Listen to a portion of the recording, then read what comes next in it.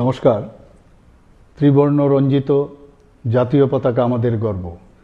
আমাদের জাতীয় পতাকা দেশের সার্বভৌমত্ব, গৌরব, রাষ্ট্রবাদী চেতনা, দেশপ্রেম আর মহান আত্মত্যাগের ঐতিহ্য।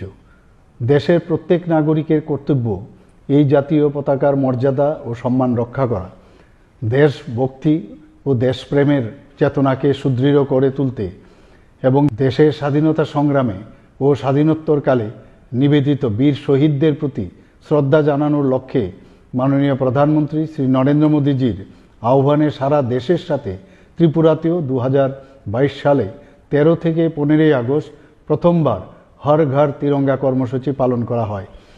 সর্বস্তরের জনগণের সক্রিয় অংশগ্রহণে এই কর্মসূচি অভূতপূর্ব সাফল্য লাভ করে। অনুরূপভাবে 2023 সালেও এই কর্মসূচি সাড়ম্বরে পালিত হয়। ত্রিবর্ণরঞ্জিত জাতীয় পতাকা আমাদের দেশাত্মবোধের পরিচায়ক ও রাষ্ট্রীয় চেতনার অনুভূতি বহন করে আসছে।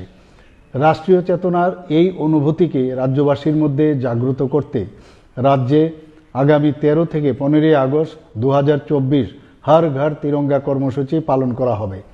এই কর্মসূচির অঙ্গ হিসাবে সরকারি ও বেসরকারি প্রতিষ্ঠানের পাশাপাশি রাজ্যের প্রতিটি বাড়িতে জাতীয় পতাকা উত্তোলন করা হবে।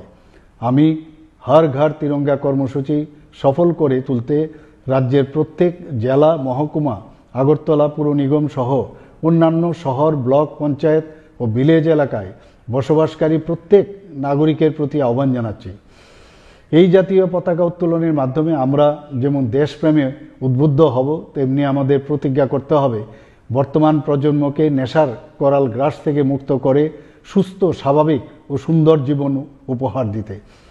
তরুণ প্রজন্মের হাত ধরে আমাদের এই স্বাধীনতা অর্জনের প্রকৃত লক্ষ্য বাস্তবায়িত হবে বলে আমার বিশ্বাস। আসুন সবাই মিলে নেশামুক্ত ত্রিপুরা গড়তে আজকের এই দিনে অঙ্গীকারবদ্ধ হই। আমাদের প্রতিজ্ঞা হোক নেশামুক্ত ত্রিপুরা। নমস্কার।